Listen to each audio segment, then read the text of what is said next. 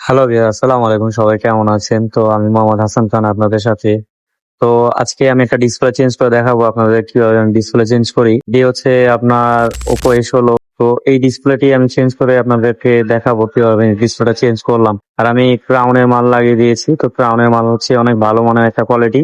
সবসময় আমি কাস্টমারকে ক্রাউনের মালটা দিয়ে থাকি। তো ভিডিওটা কন্টিনিউ করুন আর দেখতে থাকুন। আর ভালো লাগলে অবশ্যই লাইক কমেন্ট শেয়ার করবেন। ধন্যবাদ।